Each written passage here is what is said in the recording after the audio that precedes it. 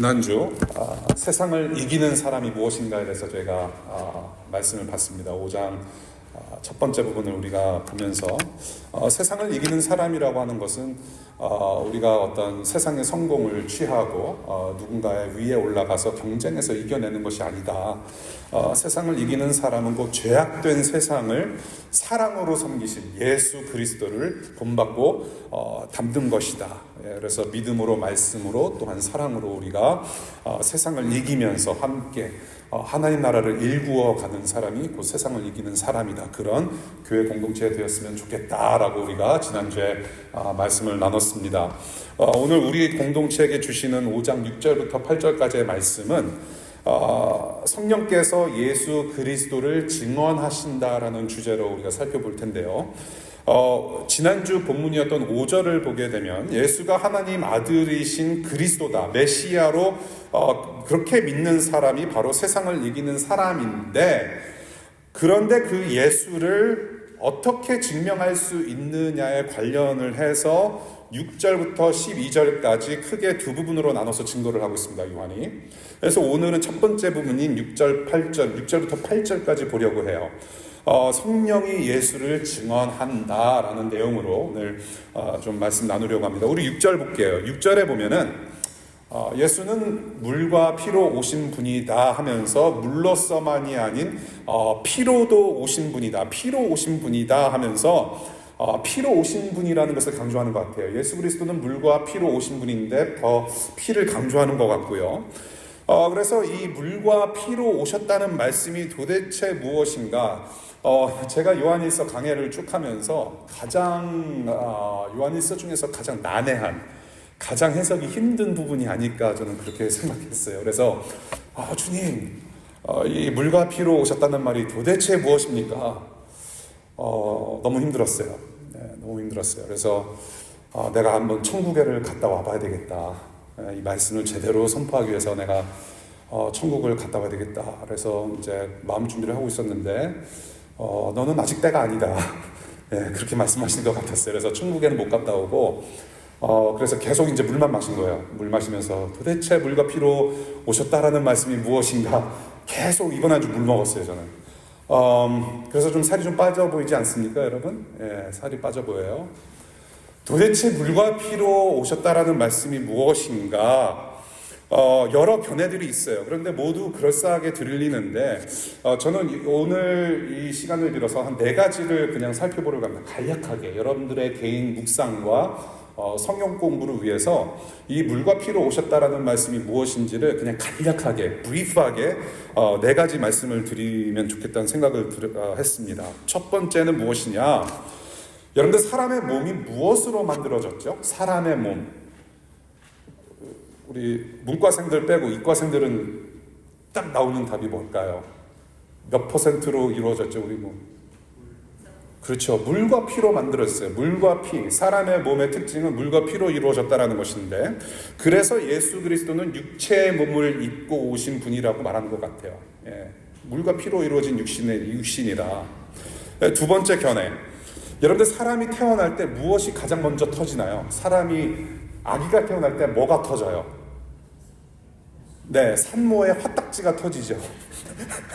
네, 산모의 화딱지가 터져서 옆에 있는 남편들 머리끄댕이 붙잡고 힘들다고 막 하소연하고 그래요. 그러니까 여러분들, 우리 임산부들, 남편 되시는 분들, get ready. 사람이 몸에서 나올 때 가장 먼저 터지는 것은 바로 엄마 뱃속에 있는 물이 터지는 것입니다. 양수라고 하는 것이에요. 그래서 사람의 몸에서 나온 자다. 예수 그리스도는 마리아라고 하는 사람의 몸에서 양수 터져 나온 사람이다라고 하고, 또한 피라고 하는 것은 죄를 씻기는 제물로서 희생당하신 예수 그리스도의 죽으심, 십자가에서 피 흘려 죽으심을 뜻하는 것이다. 십자가 죽음을 가리키는 것이다라고 가르치는 견해가 있습니다. 세 번째 견해는 여러분들, 구원자 예수가 오실 거라고 미리 프리뷰, 예고한 사람이 누구였을까요? 네. 예고한 사람, 예수가 오실 거다, 메시아가 오신다라고 예고한 사람이 있어요. 누구죠? 그렇죠. 세례 요한, 따봉, John the Baptist. 세례 요한이라는 사람이 있었어요. 이 사람이 무슨 일을 했냐면 요단강에서 예수님께서 오시기 전까지 물로 회개 세례 운동을 베푼 사람이에요. 회개하라, 천국이 가깝다. 예수가 오실 거다, 메시아가 올 거다. 그래서 요단강에서 세례를 침례 운동, 침례교 출신 분들은 침례교라고 하실 거고, it doesn't matter, baptism, 영어로 그냥 fair하게 갑시다. baptism 베풀려고 베푼 사람이 바로 세례 요한이었어요. 그런데 그 세례 요한, 주님께서 세례 요한에게 세례를 받으셨어요. 근데 예수님은 세례를 안 받으셔도 되는 분이잖아요. 그런데 침례 요한, 세례 요한으로부터 세례를 받으신 분이에요. 그래서 이 세 번째 견해는 무엇을 얘기를 하냐면, 이 본문의 물은 예수님께서 세례 요한에게 물 세례를 받으심으로 시작된 예수님의 공생애를 가리킨다. Public ministry. 예수님께서 세례 요한으로부터 세례를 받으시고 난 그 직후부터 예수님께서 구원 사역을 직접적으로 많이 일을 행하셨는데, 그 시작점이 바로 물이고, 피는 그 예수 그리스도께서 구원 사역을 이루신 그 십자가에서 흘리신 피를 상징하는 것이다 라는 견해로 말하고 있다는 것을 보게 됩니다. 물과 피. 그래서 예수님의 공생애를 가리켜서 물과 피를로 해석한다라는 견해가 있고요. 마지막으로 네 번째, 이 물과 피는 예수님께서 하신 일을 강조하고 있다라고 하는 견해가 있습니다. 예수님께서 직접 하신 일, 그러니까 물로 세례를 받으신 것은 받은 거예요. 수동적으로. 예수님께서 직접 하신 것은 아니에요. 그런데 세례 요한이 요단강에서 세례를 베풀 때에 동시에 우리 예수님의 제자들도 옆에서 세례를 준 적이 있어요. 복음서를 보게 되면 동시에 세례 요한파가 한쪽에서 세례를 준과 동시에 한쪽에서는 예수님의 제자들이 세례를 줬습니다. 그러니까 어떻게 보면 이제 경쟁 구도가 생긴 거예요. 보이지 않는 경쟁 구도로 말미암아 몇몇 제자들과 또한 몇몇 사람들이 좀 살짝 불편함을 느낀 것을 우리가 복음서에서 보게 되거든요. 그래서 이 부분을 갖다가 물과 피를 얘기를 했을 때 주님의 제자를 통해서 물 세례를 주신 예수님의 사역을 가리키고, 피는 아까 말씀드린 대로 예수께서 십자가에서 죽으신 그 피 흘려 죽으신 사건, 십자가 죽음의 사건을 뜻한다고 보는 교회입니다. 그래서 물에서 시작해서 피로 끝나는 예수 그리스도께서 직접 하신 사역, 직접 주님께서 하신 일들을 가리키는 것이다라고 하는 견해가 있습니다. 다 다른 것 같으면서도 비슷한 것 같고, 거긴 것 같고, 그렇죠. 그래서 제가, 천국 가서 제가 직접 뵙고 말씀드린 것은 아니지만, 제가 그래도 나름대로 그냥 결론 지은 것은 무엇이냐면, 우리 주님께서, 예수께서 사람의 몸으로 오신 하나님의 아들이라는 사실, 성육신 하신 분이다. 인카네이트 되신 분이다. 예수 그리스도는 몸으로 이 땅에 오신 하나님의 아들이라는 것을, 성육신이심을 강조하는 쪽으로 저는 보려고 해요. 너무 디테일하게 들어가면 신학적으로 막 이것저것 막 짜집기를 해야 되고 그런데 제가 그것을 설명을 안 드린 것입니다. 그런데 지금 사도 요한이 이 본문을 서신서를 쓰면서 어디에 강조점을 두었을까라는 생각을 해보게 되죠. 그래서 어디에 강조점을 두었냐 하면은 예수님께서 성육신 자체가 사람의 몸으로 입고 오신 분이라는 것을 강조하고 있는 것이 아닌가라는 생각이 들어요. 성육신 그 자체다. 예수님께서 성육신 한 자체가 그 증거가 된다. 제가 이렇게 말씀을 드리는 것은 바로 여러 번 말씀드렸듯이 요한 일서가 쓰여진 배경 때문에 그래요. 요한 일서가 쓰여진 배경 때문에. 이 요한 일서가 왜 쓰여졌다고 그랬죠? Why was 요한 일서 written? 이단자들 때문에 그래요. 그 당시에 막 시작했던 영지주의자들, 나스티시즘, 영지주의가 막 시작될 때에 이 요한의 옛 교우들을 이단의 사상으로 꼬집어내고 유혹했던 사람들이 있었어요. 이단자들이에요. 근데 무엇으로 꼬셨느냐 하면 하나님의 아들로 인정하지 않는다. 누구를? 예수를. 하나님은 너무나도 거룩하신 분이기 때문에 사람의 몸, 육체라고 하는 물질적으로 오실 수가 없다. 이것은 말도 안 된다라고 하면서 예수님의 인성을 부인했던 자들이 바로 이 이단자들이었습니다. 그래서 하나님의 아들은 사람의 몸으로 올 수 없다라는 당시 이단자들을 향해서 이 반박의 글을 쓰지 않았는가, 그렇게 우리가 이제 추론했다라고 말씀드렸죠. 그거를 강조하고 있는 거죠. 예수 그리스도는 사람의 몸으로 오셨다라고 강조하면서 반박하는데, 그래서 이 사실 또한 누가 증거를 하느냐 하면은 바로 성령 하나님이 증언하신다고 여기 기록되고 있어요. 성육신하신 예수 그리스도, 하나님의 아들. 그래서 또한 그것을 누가 증거를 하느냐, 바로 성령 하나님께서 증언하신다고 성경에서 오늘 말하고 있어요. 아마 이단자들도 성령의 존재를 좀 알았을 거예요. 아주 모르지는 않았을 거라는 생각을 하면서 그 전제하에 요한이 이렇게 강조하면서 반박하지 않았는가 싶어요. 성령이 누구세요? 성령 하나님, Holy Spirit. 성령 하나님, 진리이시고 진리의 영이시래요. 하나님의 영이시고 예수 그리스도의 영. 따라서 성령 하나님은 거짓일 수 없고 항상 참일 수밖에 없죠. 영원히 참이신 분이세요. 요한 1서 2장 20절, 우리가 이미 공부한 내용입니다. 요한 1서 2장 20절을 펴보시면, 여러분은 거룩하신 분에게서 기름 부으심을 받아 모든 것을 알고 있습니다 라고 기록합니다. 기름 부으심을 받아서 여러분들은 참 많은 것을, 모든 것을 알고 있습니다. 예수 그리스도를 알고 있습니다. 하나님 나라의 진리를 알고 있습니다. 이 기름 부으심이라는 것은 다시 말씀드려서 성령이라고 말씀드렸어요. 성령의 함께 하심, 성령 때문에 우리는 알게 되었다. 요한복음 15장 26절에 우리 주님께서 직접 이런 말씀을 하셨죠. 내가 아버지께로부터 너희에게 보낼 보혜사, 곧 아버지께로부터 오시는 진리의 영이 오시면 그 영이 나를 위하여 증언하실 것이다 라고 말씀하셨어요. 진리의 영, 보혜사, 카운슬러. 진리의 영이 오시면 그 영이 예수 그리스도 자신을 위해서 증언할 것이다 라고 이미 말씀하셨어요, 주님께서. 자, 그래서 7절 볼게요. 그렇게 증언하시는 성령께서 그렇게 우리에게 증언을 하시는데, 7절 같이 읽겠습니다. 5장 7절 시작. 증언하시는 이가 셋인데 라고 되어 있습니다. 증언하시는 이가 셋이다.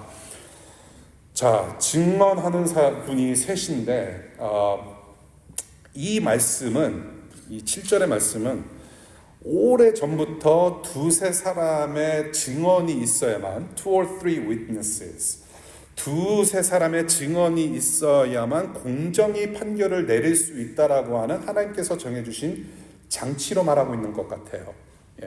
우리 성경책 가지고 계신 분들, 신명기, Deuteronomy chapter 17 verse 6 please. 신명기 17장 6절입니다. Deuteronomy 17장 6절에 이렇게 기록하죠. 율법인데요. 사람을 죽일 때에는 한 사람의 증언만으로는 죽일 수 없으며 두세 사람의 증언이 있어야 합니다라는 장치를 만들어 주셨어요. 그러니까 한 사람의 증언만으로는 할 수가 없어요. 두세 사람이 일치를 봐야 돼요. 똑같은 증언이 있어야 돼요.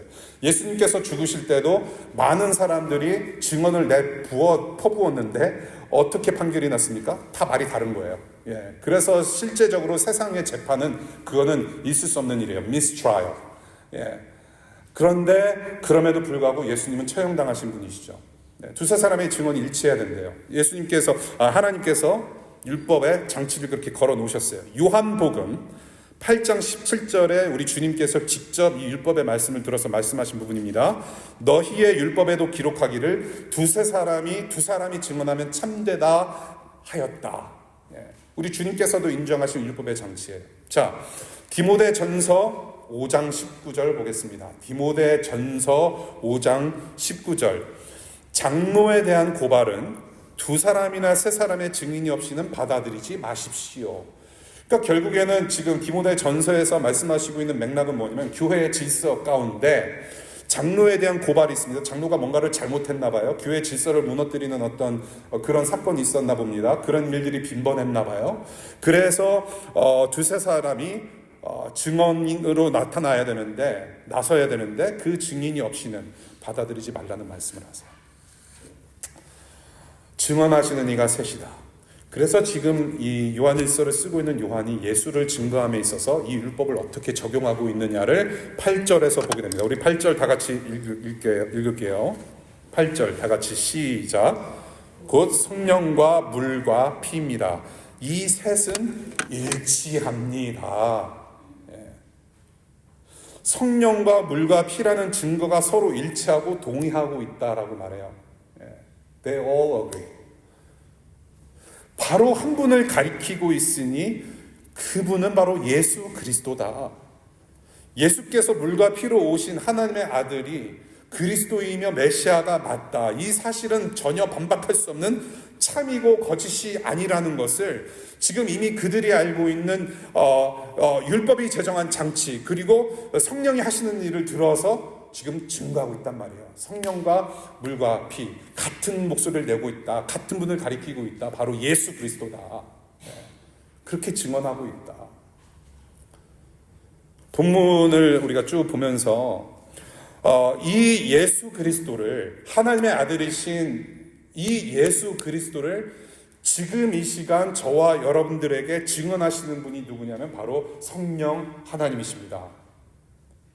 이 예수 그리스도라는 이름을 들려주시는 분은 바로 성령 하나님이시고, 우리에게 지금 성령이 말씀을 통해서 이 예수 그리스도를 계속 증거하고 계시고 알려주시고 가르치시고 지금 저와 여러분들 가운데 계속 일하고 계신다라는 것이에요. 이 성령 하나님은 요한시대 2000년 전에만 계셨던 분이 아니라 영원토록 계시고 지금도 우리 가운데 이 시간 지금 현재 우리 가운데 일하시는 하나님이세요. 성령이 하시는 일들이 참 많은데 이것을 제가 일일이 다 지금 말씀드릴 수는 없지만 구체적으로 우리에게 지금 현재 어떻게 증언하시는지를 좀 크게 두 부분 나누고 말씀을 맺을까 합니다. 성령이 하시는 일은 성경에서 볼 때는 상당히 많은데 크게 두 가지로 나눠서 좀 보고 싶어요. 첫 번째, 지금 현재 우리에게 무엇을 증언하시는, 예수를 증언하시는데 거듭남으로 예수 그리스도를 증언하세요. 거듭남으로. 요한복음 펴겠습니다. 요한복음 3장 5절. 니고데모라고 하는 자에게 말씀하신 바입니다. 내가 진정으로 너에게 말한다. 누구든지 물과 성령으로 나지 아니하면 하나님 나라에 들어갈 수가 없다라고 말씀하셨어요. 성령이 아니고서는 하나님 나라에 들어갈 수가 없다. 하나님의 자녀가 될 수 없다. 요한복음 16장 13절. 그분 곧 진리의 영이 오시면 그가 진리를 모든 진리 가운데로 인도하실 것이다. 진리로 인도하시는 하나님. 사도행전 2장 38절. 회개하십시오. 그리고 여러분 각 사람은 예수 그리스도의 이름으로 세례를 받고 죄 용서를 받으십시오. 그리하면 성령을 선물로 받을 것입니다. 이 성령은 과거의 역사적 사실이 오늘날 나의 살 길이 되게 하시는 분이세요.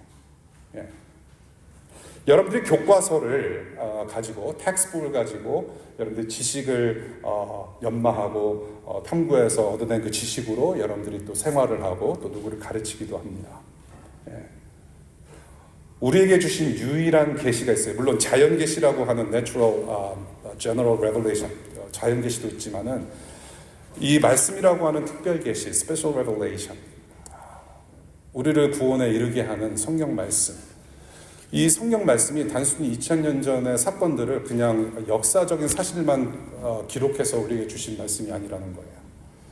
우리에게 주신 이 말씀을 통해서 우리가 하나님을 알게 되는데, 이 기록된 말씀이 우리 삶 가운데, 우리 영혼 가운데 적용이 되는 것은 그거를 누가 하시냐면 바로 성령 하나님이라는 분이 하시는 거예요. 거기에 객관적인 사실, 2000년 전에 예수께서 나를 위해서 나의 죄값을 대신 치르시고 하나님의 자녀 되게 하셔서 우리의 구원을 이루시고 영생케 하셨다라는 그 십자가 사건이, 과거의 사건이 지금 나의 주관적인 사건이 되도록 지금 우리 안에서 일하고 계시는 분이 바로 성령 하나님이시라는 겁니다. 우리를 거듭나게 하세요. 다시 태어나게 하세요. 그래서 심판의 구름을 거두시고 하늘 영생의 길을 활짝 열어주신 분이 성령 하나님이시고, 지금 여러분에게 적용하시고 알게 하시고 믿음이라는 통로를 통해서 하나님 나라로, 하나님 자녀로 다시 새로 태어나게 하신 분이 바로 성령 하나님이세요. 저와 여러분들이 믿음을 갖고 하나님의 자녀가 될 수 있으면, 거듭 말씀드리지만 우리의 능력이 아니에요. 저와 여러분들이 어떤 모태 신앙이라고 하는 그런 어떤 신앙적인 배경 때문에 저와 여러분들이 하나님의 자녀가 된 것이 아니라는 말씀을 계속 드렸습니다. 저와 여러분들의 능력과 힘이 되는 것이 아니에요. 예수를 믿고 따르는 것은 저와 여러분들의 힘과 능력이 아니라 오직 성령 때문인 것입니다. 그 일을 지금도 하시는 거예요. 2000년 동안 계속 해오셨어요. 성령의 강림을 통해서, 그 시점을 통해서. 그래서 성령은 믿는 자들, 즉 하나님 자녀로 거듭난 자들을 계속 떠나지 않으세요. 성령의 인치심, 성령 세례라고도 표현하죠. 그 성령의 열매를 우리가 맺어갑니다. 성령 충만하면 성령의 열매를 맺어가는데, 그 성령의 열매를 맺어간다는 9가지 성령의 열매를 맺어간다는 소리는 즉 무엇이냐면, 그 9가지 성령의 열매가 충만하신 예수님을 닮아간다는 얘기예요. 그래서 그 성령의 열매는 사랑으로 시작됩니다. 사랑 없는 절제 없고 사랑 없는 온유가 없어요. 예수님을 닮아가게 되는 구원을 우리가 걸어갈 때에 그 구원의 여정, 그 구원의 주도권은 누가 가지고 계시느냐? 바로 성령 하나님이 가지고 계시다는 거예요. 구원의 여정의 주도권을 갖고 주님 오시는 날까지 여러분 안에서 항상 함께 일하시고 함께 하시는 분이 바로 성령 하나님이세요. 주님을 대면하는 영광을 우리는 마침내 보게 될 것입니다. 오늘 이 시간 여러분 안에 예수 그리스도를 증거하시는 이 성령 하나님의 은혜를 여러분 각자가 좀 누리시면 좋겠습니다. 그렇게 축복합니다. 성령의 도우심으로 여러분들의 삶과 마음을 돌이켜서 하나님 아버지께로 다시 돌아오시는 복을 누리실 수 있기를 바라요. 그리고 그 성령은 앞으로 여러분들의 살아갈 길과 그 방향과 목적을 리셋해 주시고 이제 더 전혀 다른 삶을 살도록 인도하시고 가이드해 주실 것입니다. 그것이 바로 다음 포인트입니다. 두 번째, 우리가 예수 그리스도의 증인됨으로 성령 안에 있는 예수를 증언하십니다. 우리가 예수 그리스도의 증인됨으로 말미암아 성령님께서 예수 그리스도를 증언하세요. 증인됨으로. 요한복음 15장 27절 말씀, 너희도 처음부터 나와 함께 있었으므로 나의 증인이 될 것이다. 사도행전 1장 8절, 그러나 성령이 너희에게 내리시면 너희는 능력을 받고 예루살렘과 온 유대와 사마리아에게서 그리고 마침내 땅끝에까지 이르러 내 증인이 될 것이다. 고린도전서 12장 13절, 우리 다 같이 한번 펴봤으면 좋겠습니다. 고린도전서 1 Corinthians chapter 12 verse 13. 고린도전서 12장 13절. 우리 다 같이 읽어볼까요? 고린도전서 12장 13절 시작. 우리는 유대 사람이든지 그리스 사람이든지 종이든지 자유인이든지 모두 한 성령으로 세례를 받아서 한 몸이 되었고 또 모두 한 성령을 마시게 되었습니다. 교회는 성령의 사람들이 모인 공동체입니다. 성령의 사람들이 모인 공동체. 한 성령으로 주님과 하나가 되고 한 성령 안에서 저와 여러분들이 하나가 되어 여러분들의 학위가 무엇이든지 여러분들의 연봉이 무엇이든지 여러분들의 gender 혹은 sex or 여러분들의 신앙 배경, 성장 배경이 무엇이든지 저와 여러분들은 예수 그리스도로 말미암아 하나 된 가족입니다. 천국 가족이에요. 한 성령 안에서 성령 세례를 받고 하나 된 가족입니다. 그것이 교회예요. 그렇게 주님과 하나 되고 예수 그리스도를 머리로 모시고 있는 성령으로 하나 된 사람들은, 교회는, 저와 여러분들은 이제 한 방향을 보고 가는 성령의 사람들이 되는 것입니다. 한 방향을 보고 가게 돼요. 이제는 내 인생의 어젠다라는 건 없단 말이에요. I do not have my own agenda. 성령의 사람들의 어젠다는 하나밖에 없어요.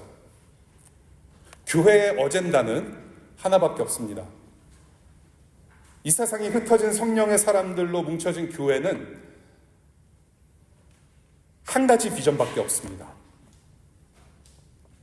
하나님 나라. 나와 교회 어젠다는 하나예요. 내 안에 계신, 우리 안에 계신 성령께서 인생의 운전대를 잡으셨단 말입니다. 그 말은.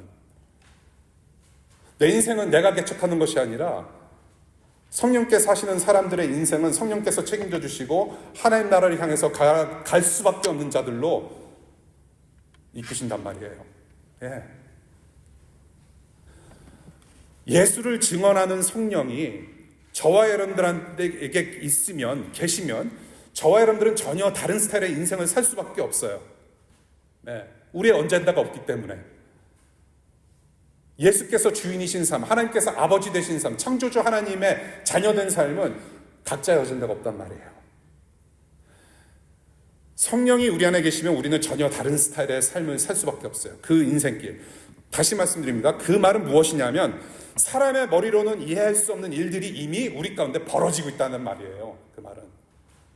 내가 계산해서 사는 삶이 아니라 내가 이때쯤이면 학위를 마치고 졸업을 하고 이때쯤 얼마쯤 연봉이 되는 직장에 내가 이력서를 뿌리고 어느 정도 되면은 어느 정도 저축을 했으니까 이제는 결혼을 할까라고 하는 어떤 인생의 어떤 리니어한 수평적인 어떤 시간을 살 때에 우리가 계획해서 다 되는 것이 아니란 말이에요. 그것이 틀어질 수가 있어요, 여러분. 왜? 하나님이 개입하시면. 성령의 사람들은 사람의 생각으로 살지 않아요. 성령께서 이끄시는 그 무언가로 살아요, 여러분. 이미 우리의 머리로는 이해할 수 없는 일들이 벌어졌다라는 것입니다. 하나님이라는 단어가 그래요. 하나님, I am who I am.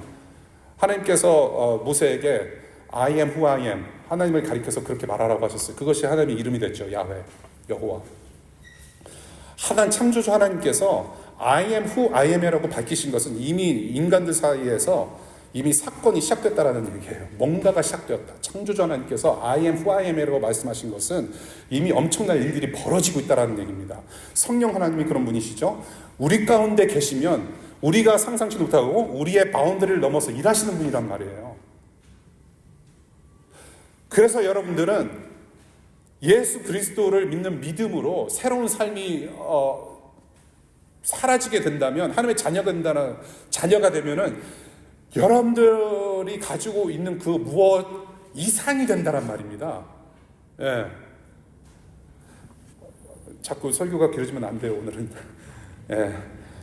다음 주에 또 말씀드릴게요, 다음 주.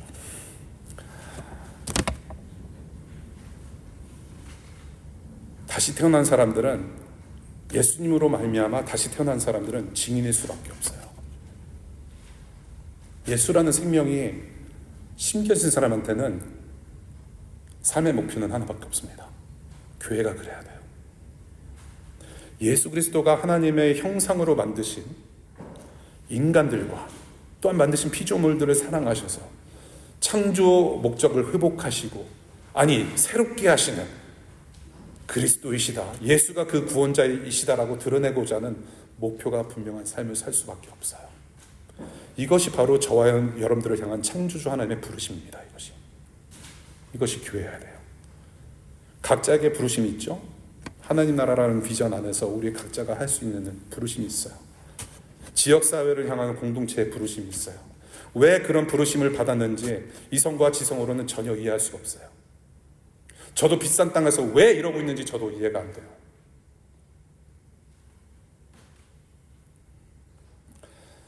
딱 11년 전입니다. 딱 거의 11년 전, 2013년 여름에 7월달, 8월달 조지 워싱턴 대학에 오리엔테이션들이 많이 있지 않습니까? 신입생들. 근데 제가 전도지를 갖고 앞으로 8월, 9월달에 여기 새로운 교회가 예배를 시작할 것이라면서 교회 그 소식 쪽지를 다 나눠주면서 한국 사람일 것 같은 분들한테 쪽지를 나눠주면서 이렇게 전도 비슷한 걸 했어요. 근데 그 2-3시간을 제가 걸면서 제가 한국 사람일 것 같은 분들을 제가 30명을 만났어요. 거짓말 안 하고 거의 30명. 근데 그 30명이 다 중국 애들이에요. 중국 사람들. 네. 제가 30명을 중국 사람을 만나서 이제 조금 구분할 수 있는 지혜가 생겼어요. 속지 말자. 예, 조금 달라요, 중국 분들. 예. 그러면서 이제 그 길거리를 다니는데 오리엔테이션을 하고 있는 그 MBA예요. MBA 프로그램 오리엔테이션을 한다라고 현수막이 보이면서 한국분 3분이 계셨어요. 남자분 1분하고 여학생 2이 있는데 반갑습니다. 한국분들이시죠? 한국말로 얘기하고 있기 때문에 한국말로 저 인사를 했어요. 한국분들이시죠? 저희 예배를 곧 시작하려고 합니다. 시간 되시면 또 마음이 허락하신 대로 오시면 좋겠어요.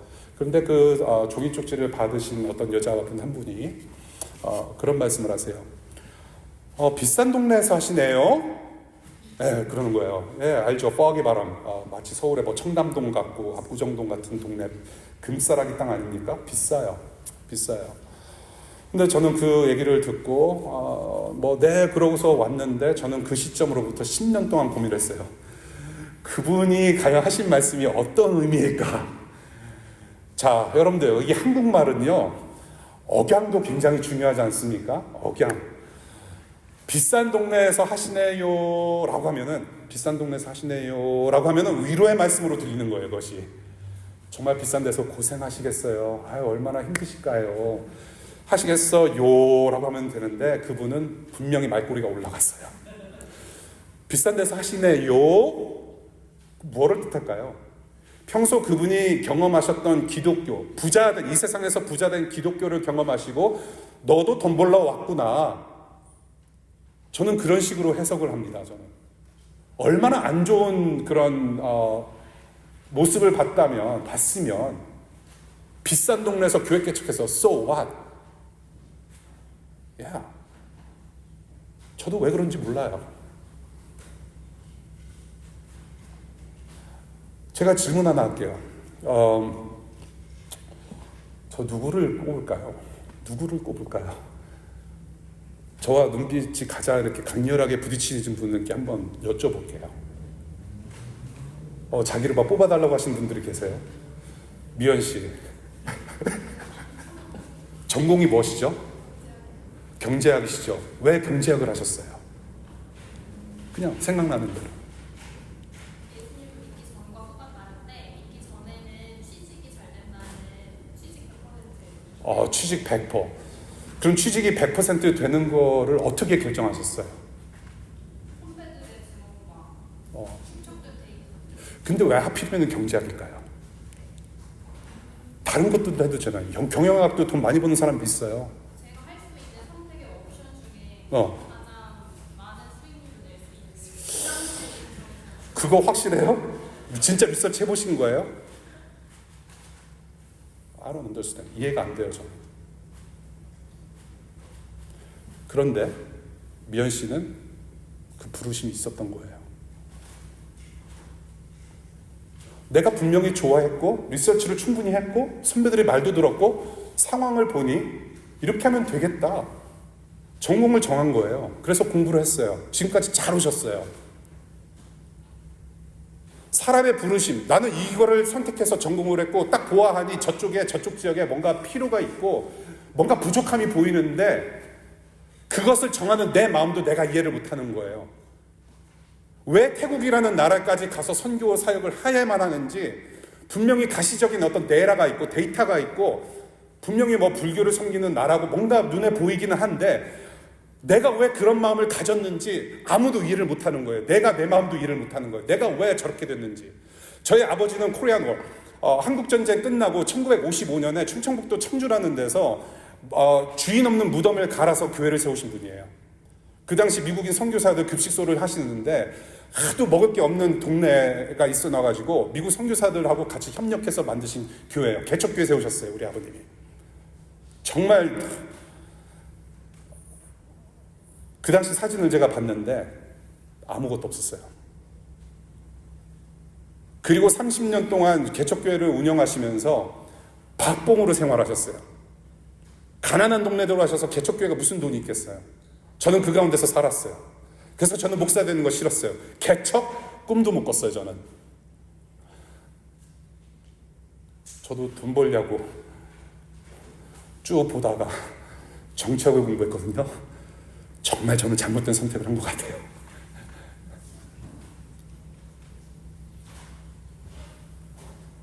하나님의 부르심은 우리의 머리로 이해할 수가 없어요.